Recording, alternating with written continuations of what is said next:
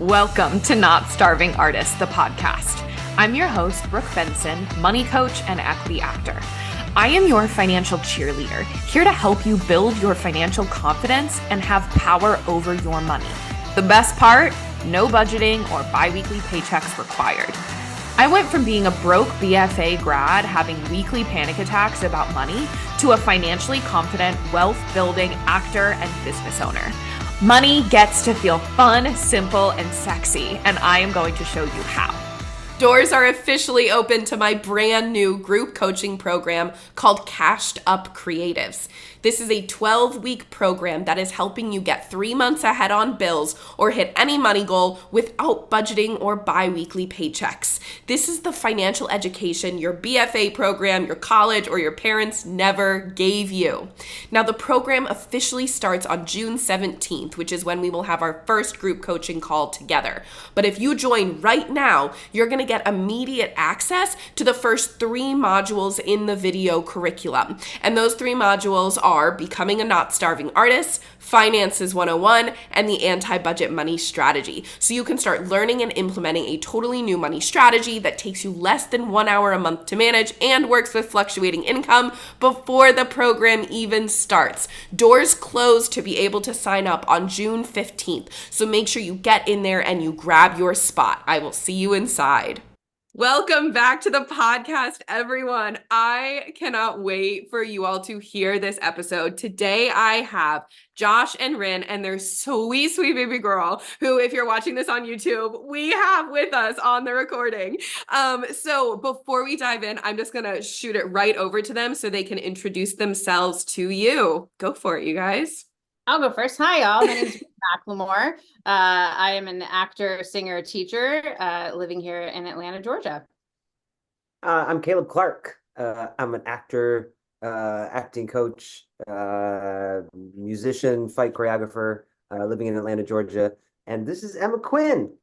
She's 4.5 months, so she doesn't have much to say other than gibberish. She has lots to say. So freaking cute. If you have not watched the podcast on YouTube yet, this is the episode to do so. So go ahead and pause it on Spotify, get onto YouTube. Okay, so as we start off, we were working together a year ago now. Is that correct on my timeline? So. About, yeah. A year-ish ago. We started. Yeah. So to start, tell me about what was your draw to start diving into your money, into your financial wellness? What was the catalyst for you two?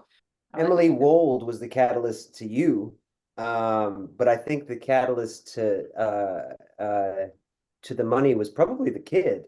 To be totally honest, like not how do I say that?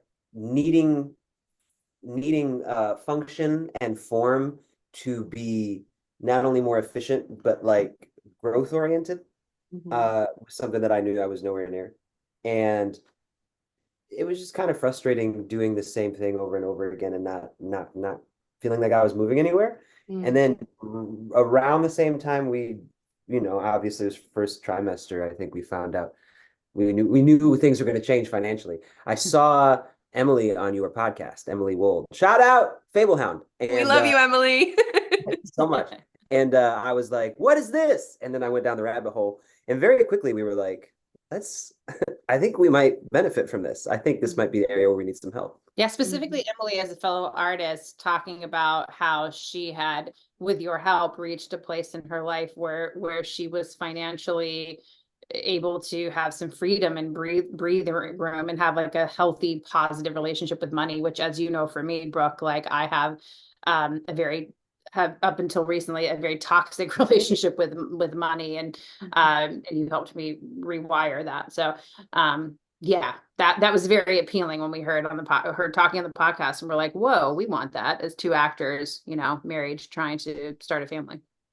Okay, so I want to come back. I'm going to ask you specific money questions and some of the things that we worked on initially, like right away when we started working together. But I want to kind of jump back to, how did you end up in Atlanta? Tell us about how you ended up in the artist career path, and then talk about like your relationship with money as well during those initial years until we started working together. What do you remember? Tell us a little bit about your story. So I am originally from Georgia. Actually, I grew up on an island off the coast of Georgia, Jekyll Island. And I was living in New York for about 15 years and then relocated to Atlanta in 2018. And for a couple of reasons, I started jobbing into Atlanta a lot, just doing random jobs at theaters here. The theater scene here is really lovely and vibrant. But then I transitioned more into film and TV and signed with an agency down here, and that was kind of like the big thing that really hooked me into Atlanta. And I'm so much happier here than I ever was in New York. I have to Wow. say. Yeah. Yeah, just for me, New York was always kind of square peg, round hole situation. And also living in New York as an actor, I was I was leaving New York a lot to do regional work. And after a while, it just got exhausting. And for me as an actor, in order to make a living, I had to leave New York a lot and then, just so Atlanta was a much more appealing place to live. And so I had all of these narratives centering around finances that were not true, but always I had scarcity associated with money no matter what. And so like I was living my life. That's one of the big things that you did for us, of like not living your life about like saving and being scared to spend. And I had like a lot of shame centered around any time I spent anything. And so yeah, I mean, it really just a lot of false narratives that came from a lack of education. I came to Atlanta from a contract gig in Virginia for 3 years. I went to grad school in Houston and then moved to Virginia for 3 years and then moved here with some friends. And I think I did not concern myself with money for a very long time, which is why I didn't have a whole lot of it, because what I got in, I spent. Um, but I was very much on the so going back to Emily, you guys talked about this starving artist trope. And I think that's what interested me because I hung my hat on that for so long of like, it's a chip on my shoulder that I can sacrifice everything for my art. Um, and that's what I'm supposed to do. And this is why I'm better also. So of course I'm not have any money because that would mean that I'm a fake. Um, so it just wasn't something I concerned myself with. I only concerned myself with what I was working on. And then inevitably that had to shift because I couldn't support myself or sustain things very well. I've been lucky that most of my life I've been lucky artistically that most of my life I've been able to find work. I'm a very good worker, so 9 to 5s are easy, but they then get in the way of like, booking gigs and things. So getting work wasn't hard, but getting well-paying artistic work, I've been lucky enough to get it so that I never like fell so far off that I was like homeless. Like something always kind of came through. The American Shakespeare Center being that 3 years after grad school was like a huge income flux because I didn't have to pay for housing, and that was like a long contract and it was a lot of experience. Once I got to Atlanta though, it became kind of different because I had to break into the industry and that took a while. So I was just doing 9 to 5s and eventually that just gets like dire mentally if you haven't touched whatever you're trying to do for a long time.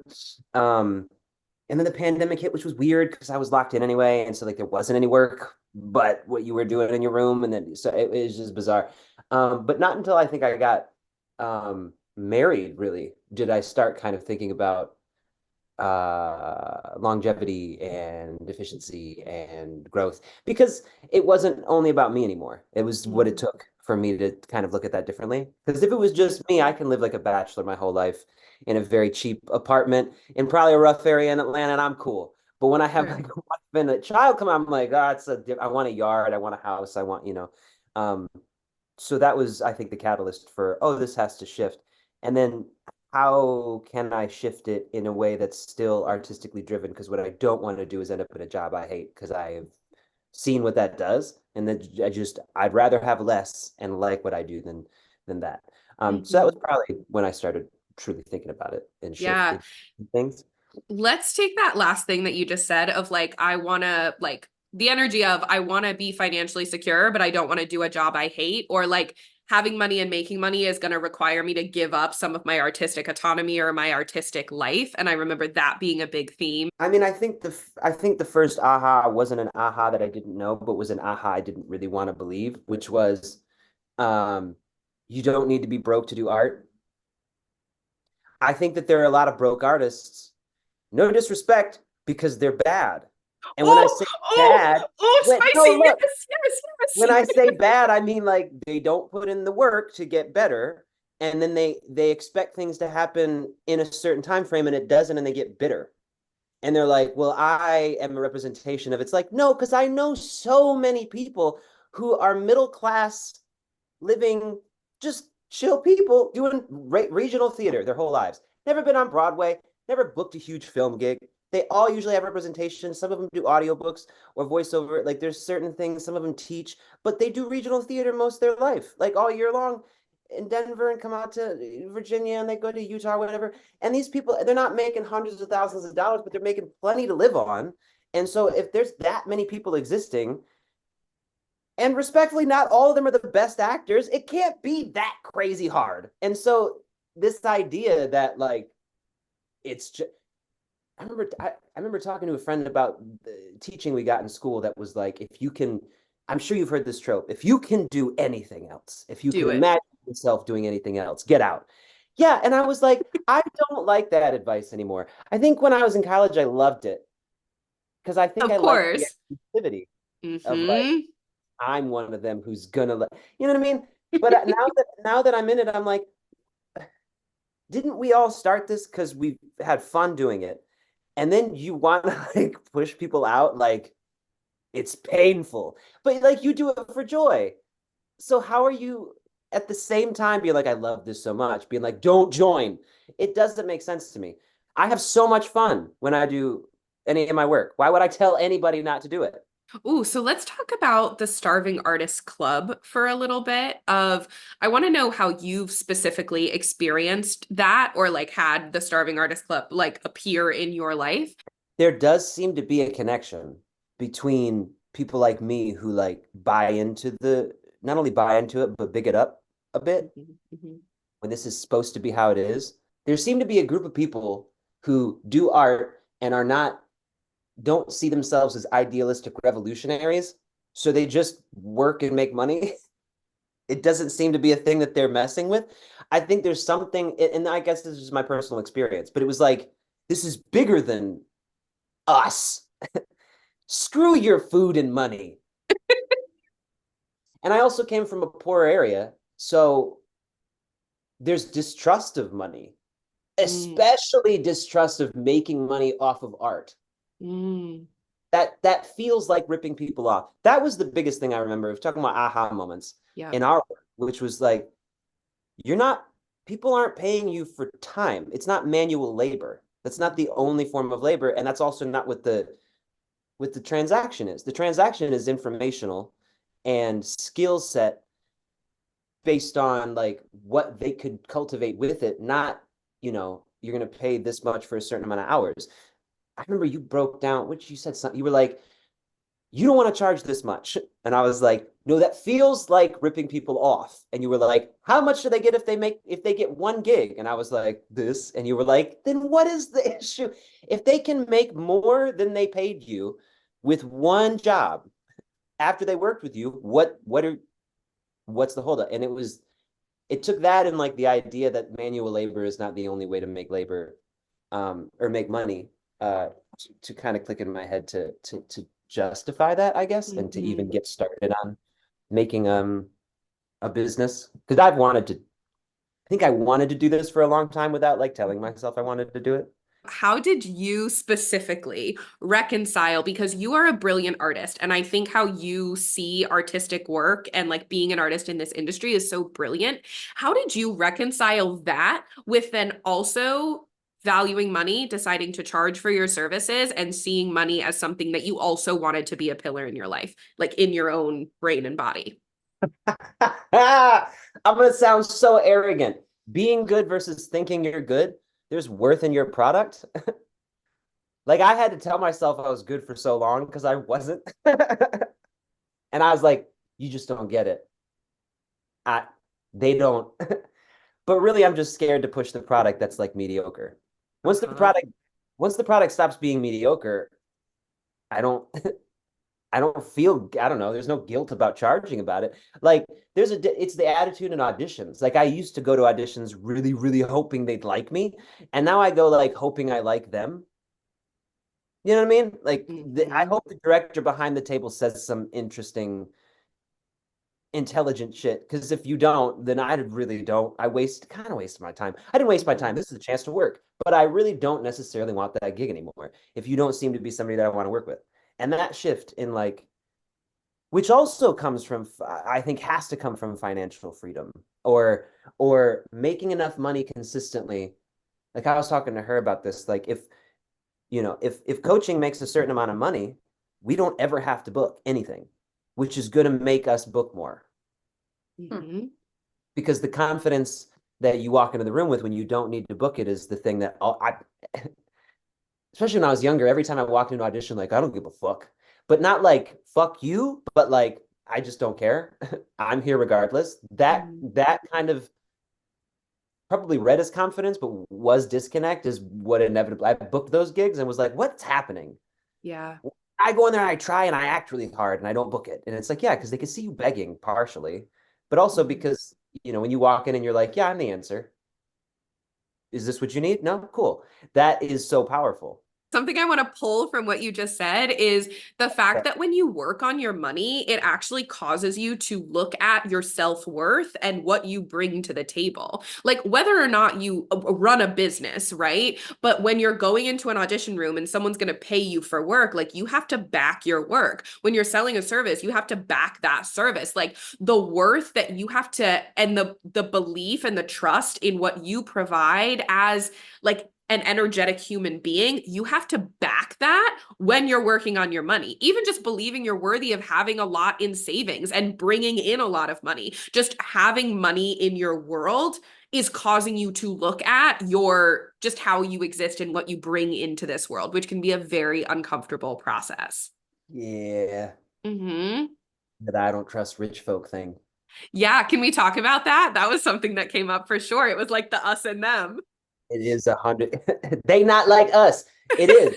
It feels like that. It still feels like that. And this is a topic that like still to this day, I'm like, oh, good God, Josh. How'd you get money without making it off somebody else's back? That's the only way to do it. That I think that was the mentality.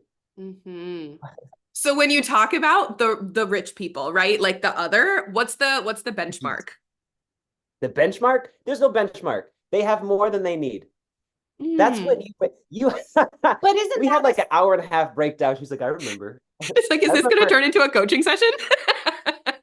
No. But I remember that I remember you following those questions until I was like, I don't have an answer. You're like, okay, you're so sure that this is your belief. Why do you believe that? Well, because of this. Is there any evidence? Yeah. What?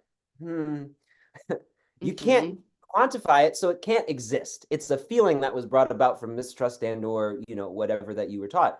And then you were like, how did your family make money? It was like manual labor. Off of, you know, he was working in the shop. She was at home working with the kids. So of course it was like we weren't poor, but it's like we didn't have enough money, and the money that he made was off of his sweat. You come home like really tired, and you're like, oh, okay, I have to work 80 hours a week if I want to make a certain amount of money. And the people who are making this amount of money working less and smarter, they must be scamming somebody. And it's the only way to make it because my dad is making the honest money. Kind of thing. And also that drive of like, I have to continuously be doing something to be working.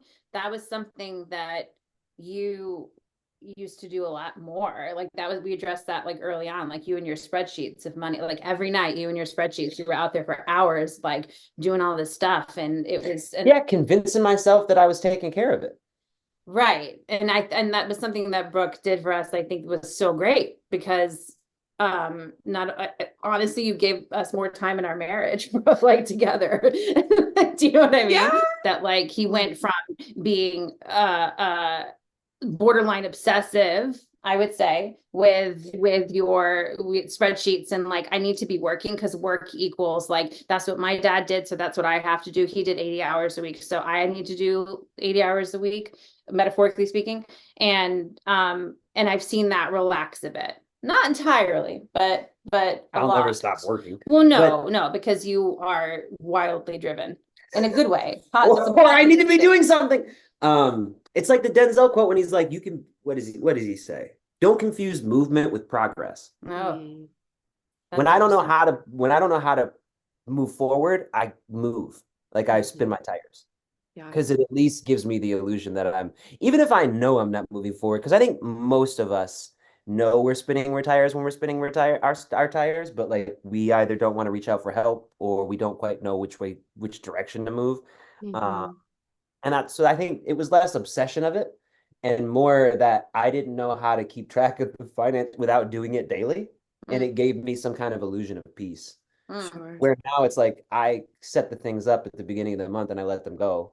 And unless something weird is thrown in the middle of the month, like we have to go to the hospital to have a baby, um, it takes care of itself for the most part. And a lot of times what spreadsheet tinkering clues me in on is there's something else that isn't being dealt with, that like you're the it's like your hands are wanting to move and do the thing, but it's being channeled at the wrong place. And so this is one of the things that came from it, right? Like, because when we started working together, you didn't really have your acting coaching business fully up and running. And it was the spreadsheet tinkering was a way, like your body was wanting to make more money and do more with your dollars. But instead of channeling that at the spreadsheet tinkering, it needed to be channeled to working on the hard questions of like, how do you want to package your services? Let's work on your relationship with money and being able to charge. Like, that's where the energy actually wanted to go. So it was just like the energy is not the bad thing. It was channeling it at the right place, tinkering in the right place. Well, yeah, I mean, sales feels the same way for like a lot of money, sales, marketing, all feels like manipulation, Mhm. which it is. But if that to me is negative. Like initially it's negative versus like no, like I remember my friend who had a kid, he was like, all you do when you raise a child is manipulate them to survive. Just every day you're like, Santa Claus exists, so be good. You're like manipulating them to survive until they know how to survive. And it took you being like, if you have something to offer, yes, you might have to convince somebody. Why is that a negative? And I was like, oh, I think I think it happened like 6 months after we worked together. I was teaching at Clayton State, and I think I called you or I was talking to you on the phone or I texted you or something, and I was like, "Oh wait, they need what I have to offer." And she was like, "Yes." She's like, "You're not ripping anybody off if you convince them to join your program." And I was like, "Oh, so that's what sales and marketing is." And the idea of manipulation is like it's not a negative thing, it's a tool. And it's a necessity when you have a bunch of noise happening on something that you're trying to advertise on. So it's less about like fooling somebody and more about like no, let me try to get the value to you quickly so that Mhm. you can see what you could have and or gain, which is like I guess a form of like leading somewhere, but I mean I'm leading to your benefit, so like I wanted There this it job. is. It's worked wonders for me.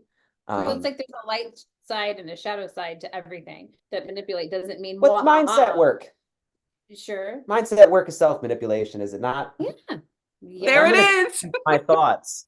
I'm gonna manipulate myself to think positively compared to like what I did, and then it manifests into something different. I'm curious to Mhm. know what the dictionary term of manipulation is. Like It's a great question. Google that because I feel like it probably is like Rich people tools. That's what it Which, is. by the way, everything having a dark side, like a shadow side and a good side, money can have a good side and a shadow side, right? Like there are rich people who do wonderful things with their money, and there are rich people who do horrible things with their money. But it's like our brains are trying to understand how people could do such horrible things. And money is a great scapegoat of like, it's because of the money, because I can't fathom how someone would want to do something like that if it wasn't for this like external source. But like we also have evidence to refute that of like there are also people doing incredible things with a lot of money. So it isn't the common denominator. preach. Okay, you hate money, Josh. What would you do if you were rich? Well, I'd pay off my niece's college and I'd get my together. He was like, then what is the negativity about? How is it a bad thing if you're gonna Uh-huh. do good? I was like, I don't have an answer to that. Right. I want to jump back now to the money flow method because you said like it literally gave you time back in your marriage. No more spreadsheet tinkering. You set it up at the top of the month and you let it flow. Talk about your process. Like what does that look like for you now? Because it's been a minute since we've worked together. So like update me. What's it looking like for you? Pretty much the same as you gave me. I'm still with Ally. The buckets are how I arrange things in the The buckets are great. accounts. Like Tell me more. Tell me more, Rhyn. I just love the buckets because it makes it very clear. Like it doesn't make, I used to have anxiety because I'd be like, wait, what's going, there were just all these question marks, and to see a bucket of like, we know that this is how much money we have each month for this bucket and this bucket and this bucket. I mean, it's just very organized and neat and tidy. It leaves no question marks. Makes me happy. And because when you track it over a month versus tracking it daily, you see all the changes and or the missteps and or the overcharges and or the undercharges. So it's saved me more money. I have more money in savings than I ever have. We have more money in savings than we ever have. And we're a month ahead, like in the way that you kind of set up the flow structure to be like you save in the month before so that at the top of the month all you do is transfer. And if everything's where it should be, then it's really quick. And then any extra money you have, you can play with. You can either move to where you need to move, or maybe pay off some credit debt, or allocate it to tax savings, or make sure you're set for the quarterly payments or whatever it is. So that, I mean, that's worked really well for me in saving time and alleviating stress and actually saving more money. So less work has made me more money. That's the clip. That's the sound bite right there. That's Here's also the thing. congratulations, having more money in savings than you ever have. That's a big freaking deal. If everything's on track, we're gonna probably break 125 at the end of the year, and that's like, and also like And this the first time we'll be into the 6-digit territory in general, right? it's the first time we broke six figures, but also like Yeah. we worked less this year than we ever have because Yeah. neither one of us Partner. booked any theater because we're only doing Carol. You didn't work with MTCA for like 4 months because you were having a baby, and then we were recovering. I took Alon's off. Like I didn't work for 2 months. So like Yeah, like this, he was with me after I had the baby for a solid almost 2 months, which Wow. was just amazing. I mean, part of the only way we could do that was because last year I branched out and tried some things coaching wise, not the company that I opened now, but like created some things that gave us some cushion room, and booked a couple of things that were lucky enough to give us some cushion room so that we had the money to go into the I guess the birth with cushion, but also like our friends kind of showed out too with all the food deliveries. We had so many DoorDash gift cards. I don't Amazing. know how It much was it was. incredible. People really showed up. It was amazing. Yeah, so that was all beneficial, and then yeah, and then this year because of it, we worked less than we ever have, and we've actually probably by the end of it are going to make more money than we ever have. And I only worked from what January, no, March, 4 months maybe at 9 to 5 at the service job that I've been trying to get. Wow. I also raised my private coaching rates as well, which was inspired by you, Brooke, which let me tell you, as a Southern recovering people pleasing woman, it was the scariest thing I think I've ever done, but I was able to do it because of you. And I just decided to do it, and I did it quietly, and I don't even think I told you until after I did it. But yeah, and it's been great. It definitely was one of those moments of like, am I worth this? And then I was like, wait a second, I'm totally worth this. And believing that has been huge and definitely has helped our finances as well. Can you tell both of you, because both of you have raised your prices, tell me how that has impacted your clients and your students in a positive way? I have like 5 different answers in my head right now. It makes me a better teacher because there's more money on the line. That And if you're investing a certain amount, there's definite like I'm gonna make sure that I show up in every way that I can. And so I don't know, there's just a different dedication to it for me with the high ticket charging that is happening and longer. I also think it's helped me be a better teacher in terms of like, I feel like I've stepped into my power more, and I'm teaching this class in Atlanta right now, this the Atlanta Institute for Musical Theater, and in addition to this other class that I teach at Alliance Theater. And I was aware going into this class that it was the first time that I didn't have really a trace of imposter syndrome. Like every time Wow. I've started a class, there's always some little part of me, no matter how good of a teacher I know I am, I'm still like, oh God, I don't know if I should be doing, like, it's weird. And this was the first time that I was like, nah, I got this. I have lots to offer. And like, let's do it. And I do think raising my rates actually had something to do with that, because the realization that I raised them and not one student was like, oh, okay, well then no. They all were like, yeah, totally. There was something about the yeses, receiving those yeses from my students, like that I was like, oh, okay. And then it made me dig into my work in like therapy, a little bit more, because I was like, what was that about? Why was that so scary? But yeah. I would say then when I pay a lot of money for something, I put more into it. Like if it's a free seminar, I might tune in and tune out.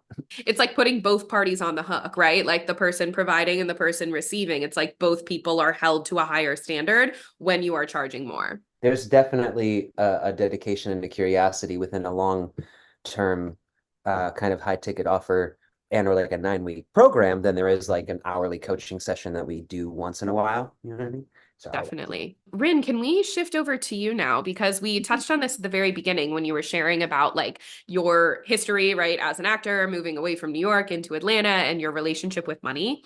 I would love to talk more about some of your ahas during coaching time, especially like mentally, emotionally. That seemed to be most of our work. And then I want to talk about you two as a couple, because you both had different thoughts about money, right, coming into a coaching container together. Like I said before, like the toxic narratives that I had about money, I did not, the I think the first aha moment with you in this journey with you was realizing just how deep those toxic narratives ran, and how like my thoughts on money were deeply tied into like issues of self-worth and like worthiness in general, and how I would limit myself in my life in general by adhering to this broke actor narrative of like there was something comfortable like kind of hiding behind it,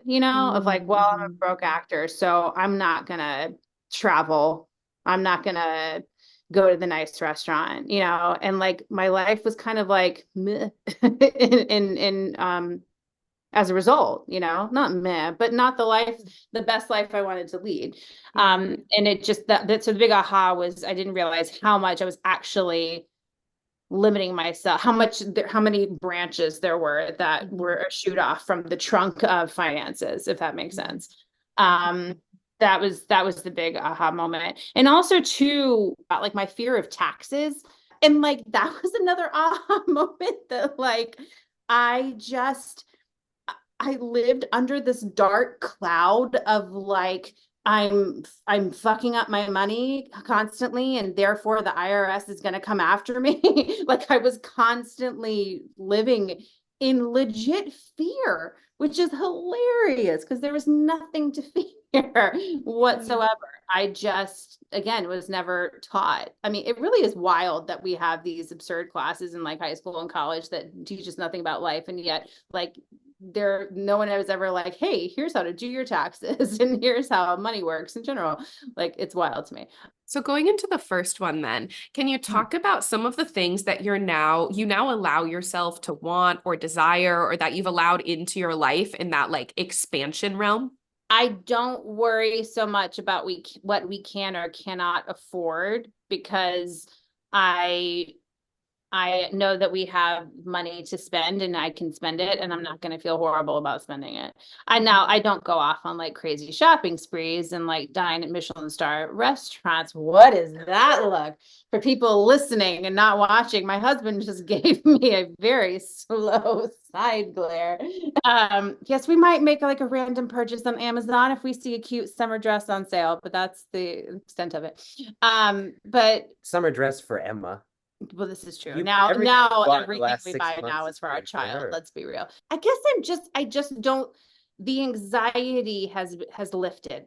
Like that really is the thing. I know you're asking specifically like in what ways have I, but like that really is the thing. I still get anxious because that's going to take a long time to rewire just based on the core of who I am. And also I just had a baby, so postpartum and hormones are kicking my ass. But in general, I would say I'm not as like all the time about it, which is huge. Now, I want to talk to both of you at the same time. Let's talk about how you navigated money as a couple, because you both came from different financial backgrounds and also different thoughts about money, like different triggers or different things that would make you anxious. So can you talk about like, what do you think are the biggest differences between you two? Oh, brother. I don't know how to answer this. Do you? You don't? You go first. I'm sure you will spark all of the things in me. Go. I want you to start. What's different about how we see money? Sure. Uh-huh. You're obsessed with coupons. Oh, wait, so this is true. This was mentioned in our wedding vows. You're just for like, Christ's you're like, sake. He literally like mentioned my obsession with coupons. But here's the thing. If I love clipping coupons, I love finding deals, I love finding sales. It's like my favorite thing in the world. This one will go to the grocery store and be like, I need cheese. This looks good, and pick up like the $20 block of yes, I whatever, will. right? What is it? Look, and it drives me batshit crazy banana pants. first of all, I'm at crazy. Kroger. Like, Ain't nothing $20 a block. I'm not at like Whole Foods or wherever the rich folk. No. So that is a big difference between us, is that like I am very conscious of how it all adds up. Even like when getting gas, I'm like, go to that gas station, not that gas station, you know, whereas he's like, whatever. This is the difference. I'm just like, we have money, let's spend it. And you're like, okay, now that is true. That is very true. But see, even if we have money to spend it, yes, absolutely. But I want to spend it on things that are gonna like enhance our quality of life. I don't give a shit if I eat like this brand of cheese versus that brand. So if this brand is like $5 cheaper, we gonna eat that brand, right? Because like, why not? Why not save that money? I do still hold on to that save mentality. because if it takes an extra 5 minutes of thought, I don't want to do it. It was like when we had all those gift cards on DoorDash, you were like, but I'm looking for the deals. I was like, it's not our money. Just order the food. And she's like, but I can save. I can get make more this meals. Chunk of money equal like 8 meals. I learned from my father. We don't take time with that. Sorry, Dad, I love you, but you didn't think about what you're spending. Mom thought about what she was spending. And what's hilarious is that this dynamic is the exact same identical dynamic of his parents. His dad is the same way, and his mom is like coupons. Mm-hmm. I do find that interesting. But this is the first time I've ever believed that, like, you're like, yeah, you have money, you should spend it. What else do you make money for? Mm-hmm. But that doesn't mean that you like waste it. Mm-hmm. But it's not wasting it if you spend it. Does it like it's that? But I view it as wasting it if you can get basically the same product for way less. No, I'm not disagreeing with that. I'm just saying that I would spend like without thinking. Right. But I still in my head, I saw it as wasting. Yeah, but that's what we worked on that with Brooke. That's my point though. I don't think up until we worked together did I ever actually think that, even if I was wasted, like I was. Because you can take the same action with having a totally different mindset about it, like headspace about it and feeling about it. But the same amount was being spent, if not more. And then when you had the intentional thoughts, it like feels more delicious to do the spending now. Yeah, and also because there's faith that it's coming back. Yeah, cool. It's like I'm thinking long term now versus like. What am I making next week? That is a big thing for both of us, is that there is this faith of it, that it will come back. Like that's really big. Hilarious. It's just scary. I just booked a gig. Just now? Congrats! Yeah. Literally right now on this. I told you. That was the phone call I just took. Oh my God, congratulations. I said so that, that's it. I'm so proud of you. Well, congratulations. That's a really big deal. Amazing. Okay, let's come back to the two different money mindsets. Now talk about how you reconcile it. So when you had all these DoorDash gift cards and you were having that conversation, then how did it end up? How did you talk about it? When you think about like spending month to month, how do you reconcile where you both are at headspace wise? I feel like we've met in the middle in terms of our mentalities around it. Like the DoorDash example, Yes, absolutely. It's true. Like we had a big chunk of money on DoorDash and Uber Eats. It was wild. And so like I automatically be like, oh look, this app has 40% off for these restaurants. Let's order from one of these restaurants. And he would counter with, yeah, but we have this money. Why don't we like splurge and do this? And like sometimes we would do that. And I was A-okay with that. And then sometimes we would do it my way and save some money. And like I feel like we naturally I would you agree with that? I feel like we naturally compromise a bit more when it comes to that like I've released my grip a bit and you see things from my perspective a little bit too. I think most of the navigation we had to deal with was you needing to trust me to do the finances because your past. Well, I'm saying you used to fight me on coupons and now you'll be like, okay, which ones are the coupons? Okay, cool, and you'll do it. Like that I don't compromise do the exists. coupons. You want to do the company, you do the coupons. I'm not gonna make a fuss about it. No, but he is right in terms of finances because how do I say this tactfully? There were things in my past where I trusted And you got used. partners that did Yeah. not do things that were supposed to be done with the money. And I had it all on a spreadsheet, and you were like, that causes me anxiety because I don't have access to it. And then also, I think the bank account and the lack of spreadsheet, but a budget, and like you being able to have firsthand access to those accounts Mhm. and to see everything that's happening and to have updates in real time is like you don't have to do the numbers, which you don't like to do, Yeah. but you're still plugged into the information, which gives you like Mhm. you haven't had anxiety about it since we worked with Brooke. Like, because I remember No. you used to have like that used to be like a monthly thing. Yeah, yeah. The last time I had like massive anxiety like that was when we sat down to do my deductions for taxes. Always the taxes, always comes back to the taxes. And but also the root of the taxes thing was also because of Yeah. past shit and Which only got partner. finalized like a couple months before the last time we had to do taxes. Yes, exactly. So, but yeah, but I would say that this past time it was less stressful. What it really does come down to for me is, oh, I hate that I'm fucking going to say this. My dad's gonna laugh at me so hard. Faith, he's gonna be like, I told him. I've been telling him for years. He doesn't quite talk like that. Not at all. Does he But- talk like that? But it really is like, I guess part of you manifesting is something that you spoke about when we first got together. But like the idea that it's going to come, whatever it is, and when it needs to. Well, And now that- you're talking about vibrational energy, I mean, which is honestly, something I I'm talking deeply about- believe in, and someday I'll get him to believe in it. I believe in it. I mean, I believe in it. Yeah, I feel like we're just like tangenting all over the damn place right now. This is so good. But this is how so many of our brains actually work. So I'm glad this is like how we're actually doing this interview.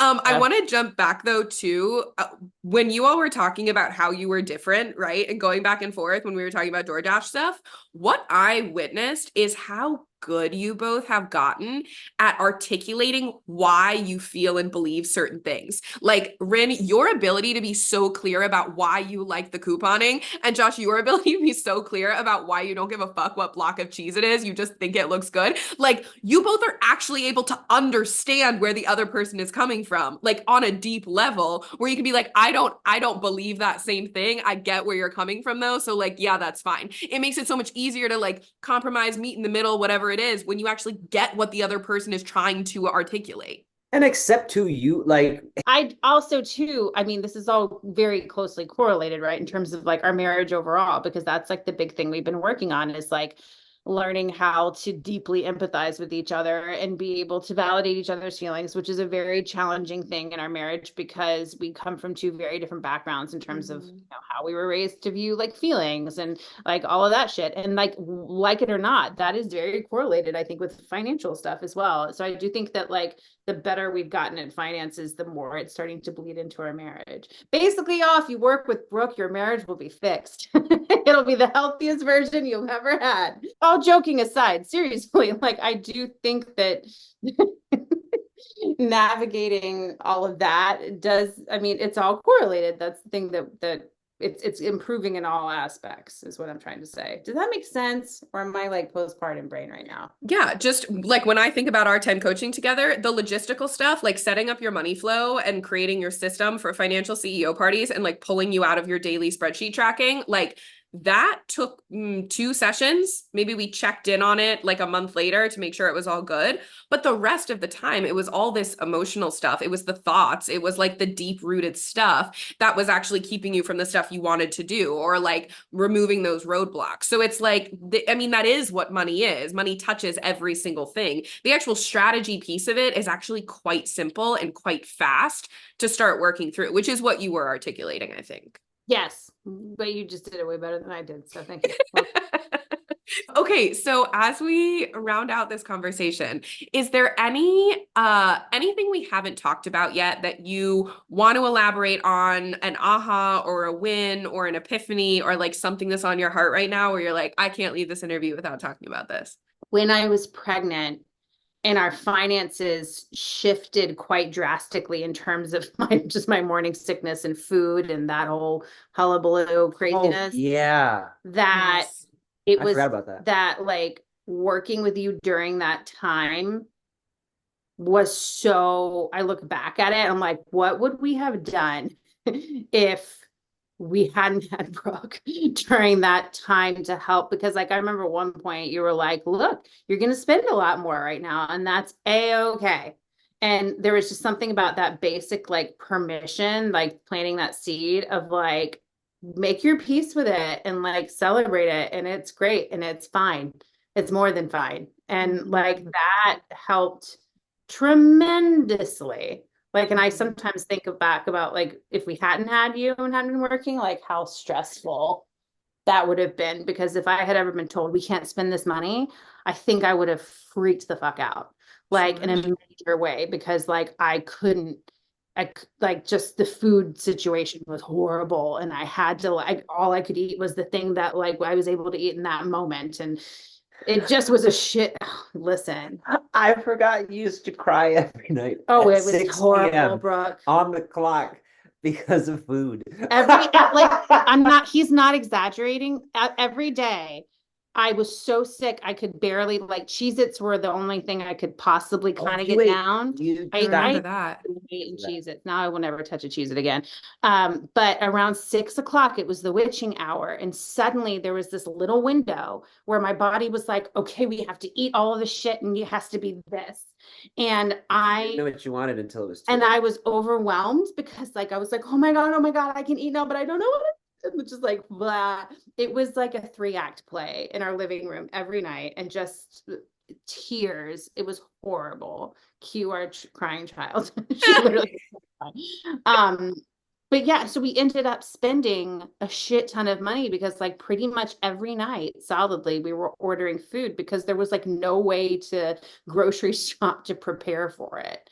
You know, like just we gave because up. I had to eat in order to grow a baby, and like it was just a mess. And having you kind of like ground anchoring us in this simple but very important concept of like, look, this is what it is, and spend the money and don't feel bad about it. And that having that permission was huge. Yeah. Like, Because at the end of the day, it was like, what are you going to do? Not going to eat? Like, that's not the option. So do you want to feel shitty spending this money, or do you want to feel good spending this money? Because it's getting spent either way. that was huge. Yeah. I would just offer that, like, if you grew up without money being in abundance, then this is probably something you need. I definitely didn't think so. I definitely wasn't aware of how my relationship to money was. I knew it was negative, but I didn't know it was holding me back necessarily. And I also didn't, as maybe like stupid as it sounds, I don't know, not stupid, maybe just like ignorant, blind a little bit. I didn't think that like me looking at people with a certain amount of money would stop me from having a certain amount of money. You know what I mean? Like, oh, well, I mean, well, people with that are like this. I'm going to judge a whole group of people, but I'm also trying to make a certain amount of money. There's no world in where you can do those things simultaneously, because I'm not going to like move forward to hate myself more than I already do. I'm an artist. But I mean, like, like you were like, you're not going to allow yourself to make more money if this is how you feel about it. If you keep looking at it as like a negative thing in itself, bad. And then that small truth like opened up a lot of not only like ways of thinking, things to do with it, guilt and shame related to either spending or saving, things that you need and that you don't need. Like all those things are intertied, and like so many things started to ease up. And sorry, she was talking. Our So many baby's things literally in there like laughing talking to herself. Right now. It's Yeah. hilarious. Oh, that's amazing. It's hilarious. The universe gave us this chill Zen baby, given that like we are prone to anxiety or Don't like make any control. sense. It Yeah, it really is amazing. She's your grounding force. She is. The universe was like, "You're welcome," right there. A Xanax in baby form. That's like the most perfect way to describe it. That's hilarious. But yeah, I think that's the biggest like takeaway for me. And also like if I had to pitch this, it'd be like if you grew up and money was like either hard to get or like caused stress in any way, or like especially if your parents were like manual laborers where it was like sweat and blood to make money. And you want to like make any more than what they had, like this is the kind of work you have to do. And that was at least my personal experience. Thank you, Josh. Thank you, Rhyn. Okay, so as we close out, can you tell people where to find you? And especially Josh, as an acting coach, please tell people where they can find you and your services and your business. Go for it. Coach Clark. My name is Caleb Clark, but my logo is Coach Clark. My business is Coach Clark. I offer acting coaching and specifically a what I call a mini MFA 9-week intensive virtual. And there's a couple other things that are coming in the future, but you can find me at thecalebclark.com and or Instagram, Coach Caleb Clark, TikTok, Facebook, all the stuff. And there are plenty of links to whatever you need to do to reach out to me and or to become interested and or to just follow, because Instagram and TikTok have become the outreach of cool acting information that I like to share. So tidbits mostly daily. I keep forgetting that you have TikTok. In Atlanta. I know. I didn't want it. But I had another coach who was like, why don't you stop making excuses not to use tools? Mic drop. Boom. And I was like, whatever. I'm a millennial. Yeah, I mean, I'm an acting coach and actor singer. You can find me on Instagram. You can Google me, Rhyn Macklemore. But yeah, work with my husband. He's really is the most incredible coach. Or join MTCA and work with Rhyn if you need to. Oh yeah, that's true. If any, thank you. Sorry, I'm like I just hit a wall. I'm like I'm ready to take a nap. I work with a wonderful company called MTCA, Musical Theater College Auditions, and we prep high school seniors for their conservatory auditions. It's an incredible company. I've been with them for 17 years now, which is wild. And national. So most of the work is done via Zoom. So I have students all across the country. I have some international students. It's really kind of amazing. And when you join MTCA, you get this team of coaches to work with you on songs and monologues and dance and all the things. So so that is something else. And come see us in Christmas Carol and come to the Alliance Theater and come see us in Christmas Carol. Yes, please do. Oh my gosh, amazing. Thank you all for sharing that. All of those links will be in the show notes. So if you are interested, that's how you can connect with him there. Thank you both so much for coming on today and sharing your story and being vulnerable. I'm sure so many people are going to resonate with lots of pieces of your story. So thank you. It's so good to see you, Brooke. Thank you. I'm so scared to listen back to what I said. I don't remember any of that. That's where we'll cut it. Thanks so much for tuning in. Come join me on Instagram for more on how to build a simple, sexy relationship with your money. My Instagram handle is @NotStarvingArtists. And if you want to dive deeper with me, head to the show notes to learn more about one-on-one coaching. If you love this episode, subscribe, leave a review, and share it with a friend that you want to get rich with.